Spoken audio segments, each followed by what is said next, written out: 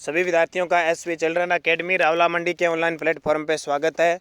कक्षा 12 विषय भूगोल और अध्याय चल रहा है हमारा 15 नंबर, जिसमें हम संसाधनों के बारे में पढ़ रहे हैं। क्या होते हैं संसाधन, कितने प्रकार के होते हैं, किन किन भागों में बांटा गया है, ये सारी घटनाएं हमने पढ़ ली।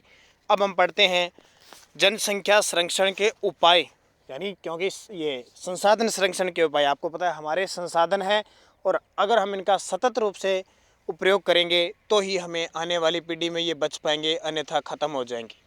तो क्या क्या उपाय कर सकते हैं इसके बारे में देखिए। संसाधनों की आवश्यकता और संरक्षण की समस्या से ये तथ्य प्रमुख रूप से उभर कर आता है कि कुछ ऐसी विधियां अपनाई जानी चाहिए जो संसाधन संरक्षण में सहायता प्रदान कर सके। संसाधन संरक्षण में निम्नलिखित विधियां सहायता प्रदान कर सकती है।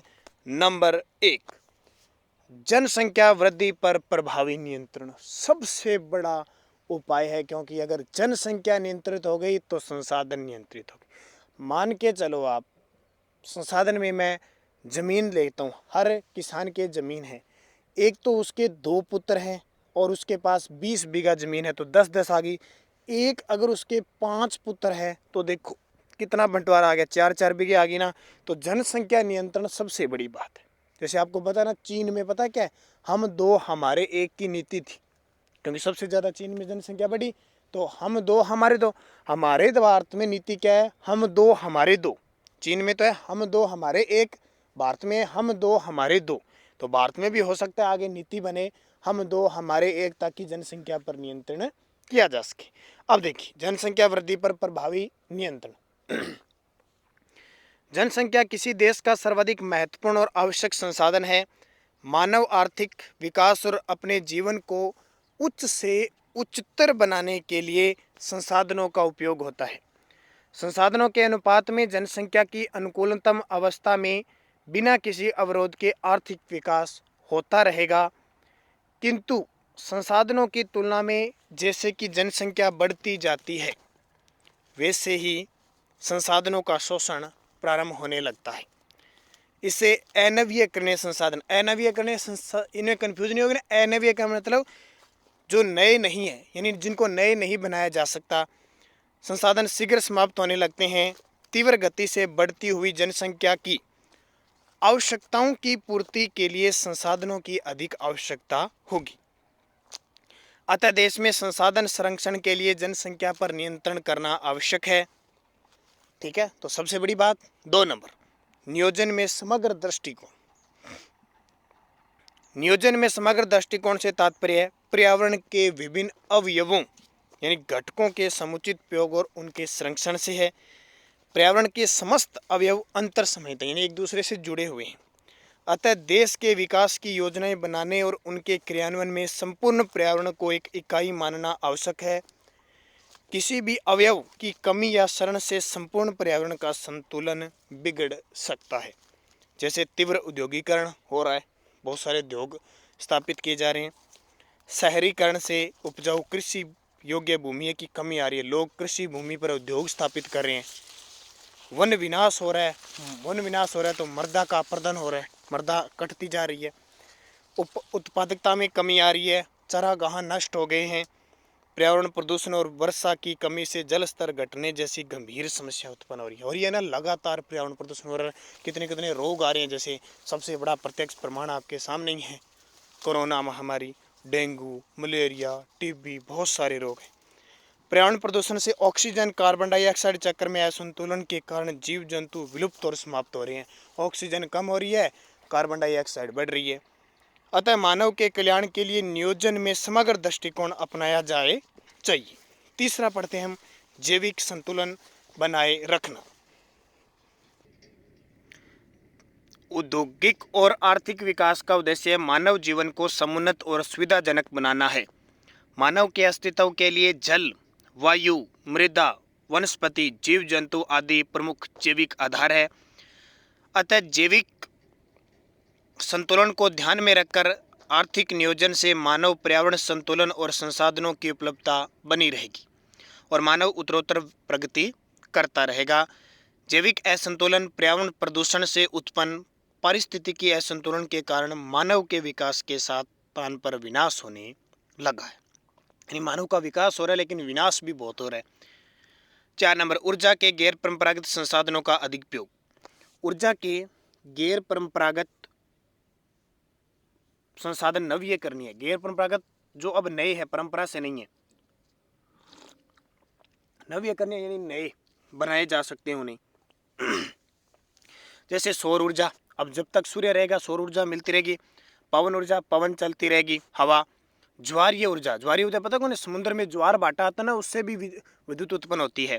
भूतापीय होता, भूमि से भी जो गैस से निकलती है उससे ऊर्जा होती है। आदि असमाप्य साधन है, कभी समाप्त नहीं होने वाली।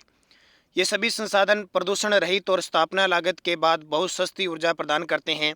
गैर परंपरागत ऊर्जा संसाधनों का प्रयोग कर पेट्रोलियम, कोयला और परमाणु खनिजों के संरक्षण के साथ ही पर्यावरण प्रदूषण से भी बचा जा सकता है। 5 नंबर है वैकल्पिक संसाधनों की खोज।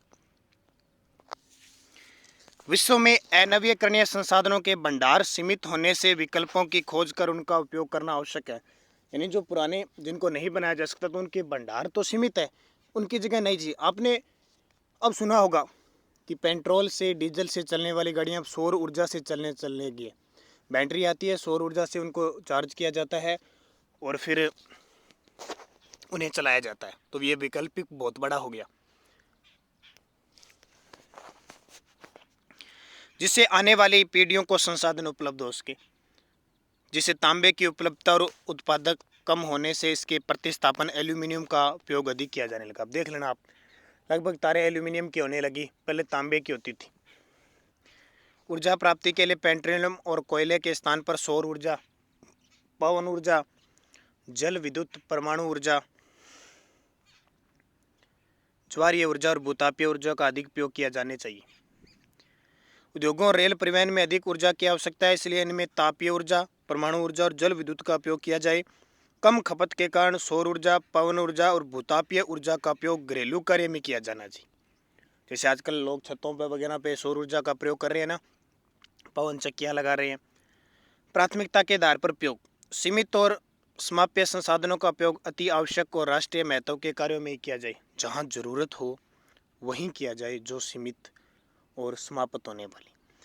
जैसे भारत में टंगस्टन यानी अन्य कार्यों में विकल्पों का उपयोग किया जाना हितकर होगा। जैसे भारत में टंगस्टन की उपलब्धता कम है, अतः टंगस्टन का उपयोग आयुध क्षेत्र में यानी युद्ध वगैरह सैनिकों के लिए उपयोग में लिया जाता है धातु। वरीयता के स्थान पर इनका संरक्षण कर सकते हैं। पुनर्चक्रण,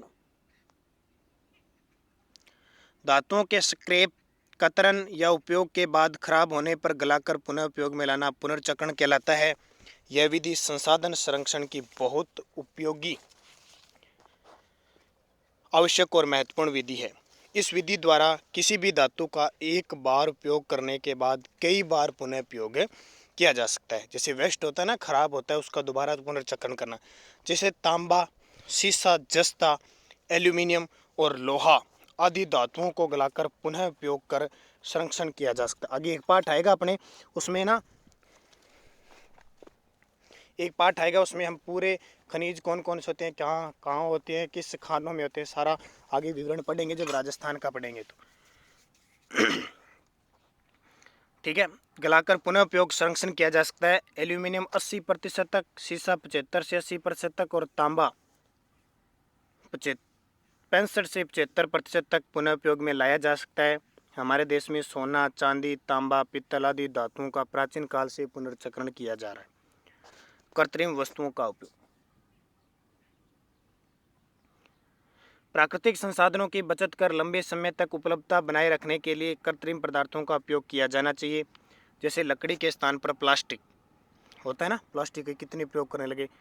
रेलवे लाइनों में लोहे या लकड़ी के स्लीपर के स्थान पर लोहे के सरिये आने लगे आजकल। देखना, सीमेंट व कंक्रीट से बने स्लीपर लगाकर लकड़ी व लोहे की बचत कर सके। कंक्रीट घेरते हैं ना, देखा होगा आपने, और पत्थर के बना के सीधे लगाते हैं आजकल, तो ये उपयोग करना चाहिए।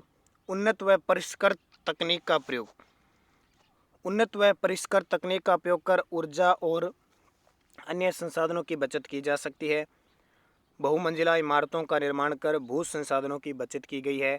आज 5 सितारा होटल में विद्युत उपकरणों और अधिक ईंधन औसत देने वाले संसाधनों के उपयोग से ऊर्जा की बचत हुई है। 4 लेन व रेल लाइनों में सुधार कर गाड़ियों की गति बढ़ाकर ऊर्जा व मानव शक्ति के समय को बचा सकते हैं। आज हवाई यात्रा करने से मानव के समय की बचत हुई है ये ना। उन्नत तकनीक से अधिक उत्पादन कर उत्पादन लागत और संसाधनों और अनेक अपशिष्ट पदार्थों का उपयोग ऊर्जा व उर्वरक में किया जा सकता है। संसाधनों का बहुउद्देशीय उपयोग, यानी एक संसाधन का कई जगह उपयोग करके हम काम कर सकते हैं। जैसे जल है, पीने के काम आता है, सिंचाई के काम आता है, उसके अलावा विद्युत उत्पादन में भी काम लेने लगे हैं, है ना जल विद्युत। जब एक ही योजना से कई उद्देश्य पूरे होते हैं तो उन्हें बहुउद्देशीय योजना कहती हैं। इनसे संसाधनों का संरक्षण किया जा सकता है। जैसे नदियों पर बांध बनाने के 3 मुख्य उद्देश्यों के साथ कई गौण उद्देश्य भी है। सिंचाई के लिए जल जरूरत होता है, पेयजल के लिए और विद्युत उत्पादन के लिए। फिर मत्स्य पालन, मछली पाली जाती है। बांध बनाकर बाढ़ों को नियंत्रण किया जा सकता है, बाढ़ आती है। वन का विनाश रुकता है, मृदा अपरदन की रोकथाम होती है, भूजल स्तर बढ़ता है और जल परिवहन आते हैं। कितने काम आते हैं ना, एक जल ही तो जीवन है, इसलिए तो कहते हैं। पेट्रोलियम, जिसको कच्चा तेल और क्रूड ऑयल कहती हैं। कच्चा तेल होता है, उसके बाद में उसको थोड़ा सा शुद्ध किया जाता है, या गाढ़ा तेल होता है ना, उसको क्रूड ऑयल कहते हैं। के मुख्य 2 ऊर्जा उत्पाद है, पेट्रोल और डीजल। पेट्रोलियम से क्या बनते हैं, पेट्रोल और डीजल। फिर क्या बचता है, फिर केरोसिन। केरोसिन के बाद प्राकृतिक गैस। उनके गौण उत्पादन में मिट्टी का तेल, ठीक है, इन्हीं से मिट्टी का तेल बचता है। तो ऑयल, ग्रीस, वेसलिन, सिंथेटिक पदार्थ, मोम, गोंद, कोलतार आदि का उत्पादन पेट्रोलियम के बहुउद्देशीय उपयोग का उदाहरण है। अब लास्ट रह गया इसका पोषणीय विकास क्या होगा, ये अपने अगले वीडियो में पढ़ेंगे।